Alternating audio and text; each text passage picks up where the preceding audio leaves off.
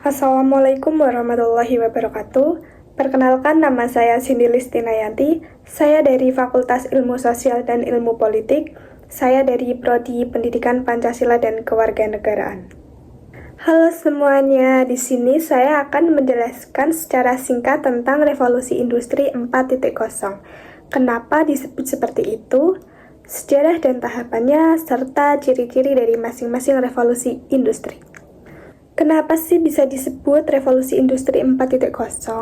Disebut revolusi industri 4.0 karena ini adalah fase keempat dari perubahan besar dalam cara manusia memproduksi barang dan jasa. Revolusi ini ditandai dengan pemanfaatan teknologi digital seperti AI, Big Data, dan juga otomatisasi pintar. Istilah industri 4.0 pertama kali diperkenalkan di Jerman pada tahun 2011 dalam sebuah pameran teknologi industri yang bernama Hannover Messe. Yang selanjutnya ada sejarah dan tahapan revolusi industri. Ada 4 tahapan revolusi industri. Yang pertama, ada revolusi industri 1.0, yaitu terjadi pada akhir abad ke-18, ditandai dengan penemuan mesin uap. Produksi mulai menggunakan tenaga mesin, bukan lagi otot manusia ataupun hewan.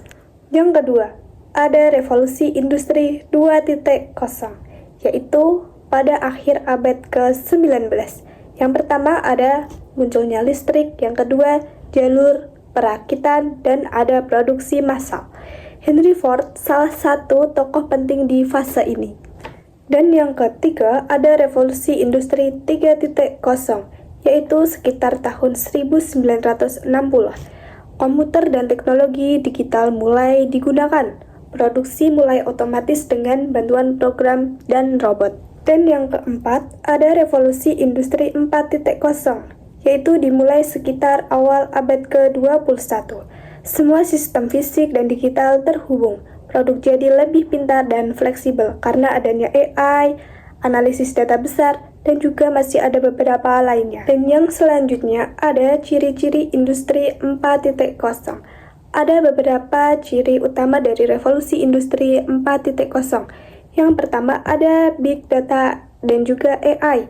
Data yang besar bisa dianalisis untuk bantu pengambilan keputusan otomatis. Dan yang kedua ada Cloud Computing. Data dan sistem bisa diakses kapan saja dan juga dari mana saja. Yang ketiga ada Smart Factory, pabrik yang bisa mengatur sendiri proses produksinya berdasarkan data real time. Selanjutnya ada Customization, yaitu produk lebih fleksibel, barang bisa disesuaikan dengan kebutuhan pelanggan tanpa biaya besar. Nah, itulah penjelasan singkat tentang revolusi industri 4.0, mulai dari pengertian, sejarah, sampai juga ke ciri-cirinya. Semoga video ini bisa membantu kalian memahami pentingnya teknologi di dunia industri modern. Sekian dari saya. Wassalamualaikum warahmatullahi wabarakatuh.